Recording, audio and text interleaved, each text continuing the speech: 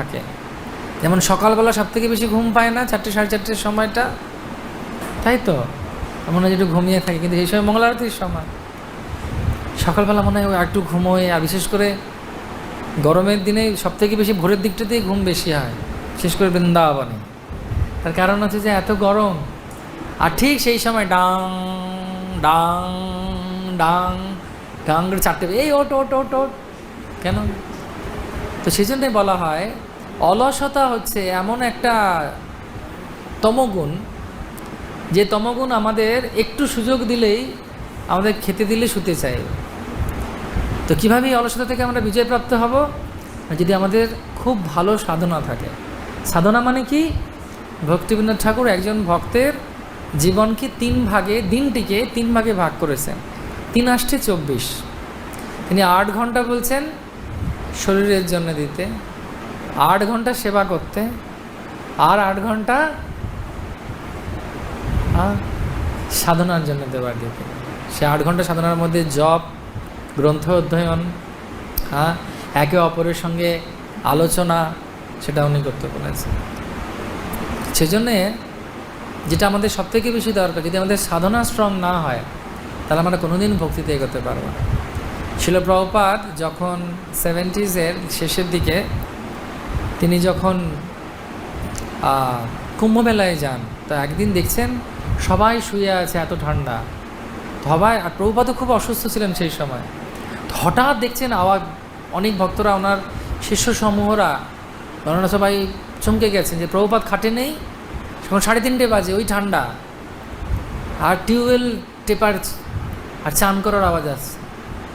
দেখছেন ওই বুড়ো বয়সে প্রভুপাদ শরীর অসুস্থ, কাউকে কিছু না বলে উনি টিউবওয়েল টিপে জল দিয়ে চান করছেন রাস্তায় বাইরে।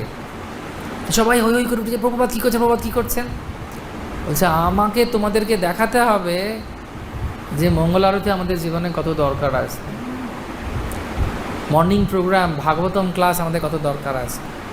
শিল রূপ গোস্বামী পাদ বলছেন আমাদের সাধনায় 5টা অঙ্গ যেন রোজ থাকে: শিববিগ্রহ অর্চন করা, নাম জপ, শ্রীমদ্ ভাগবতম অধ্যয়ন, ব্যক্তি ভাগবতের আশ্রয় গ্রহণ করা এবং ধামবাস। সকালবেলা মঙ্গল আরতি থেকে ভাগবতম ক্লাস অবধি কেউ যদি মন্দিরে বা বাড়িতে যারা গৃহস্থ আছে এই 5টা জিনিস করে, মর্নিং প্রোগ্রামে আসা মানেই কিন্তু এই 5টা জিনিস হয়ে যায়। বিগ্রহ অর্চনা মানে যদি কেউ বিগ্রহ থাকে বাড়িতে বা আলোকে থাকে, পুজো করা। আর যদি কেউ মঙ্গল আরতিতে এসে, পূজারীরাও যে পুজো করছে, আরতি করছে, বিভাবরী শেষ আলোক প্রবেশ, নিদ্রা ছাড়ি উঠ জীব, বল হরি হরি মুকুন্দ মুরারি, রামকৃষ্ণ হয়গ্রীব। এটা যদি কেউ দেখে, এটা যদি কেউ শোনে, তার সেটা বিগ্রহ অর্চনারই সমান। ভাগবত মানে হচ্ছে ভাগবত অধ্যয়ন, ভাগবত সেবা হয়ে গেল। প্রভুপাদের গুরু পূজা মানে কি? ব্যক্তি ভাগবতের সেবা, রাইট? তারপরে জপ করবে, জপ হয়ে গেল। আর তুলসীতে দলদান, আর আপনারা তো বৃন্দাবনেই আছেন, তো ধামবাসও হয়ে গেল। তো পঞ্চাঙ্গ ভক্তি সকালবেলায় কমপ্লিট। তারপর সেই শক্তি নিয়ে আমরা সেবায় যাব।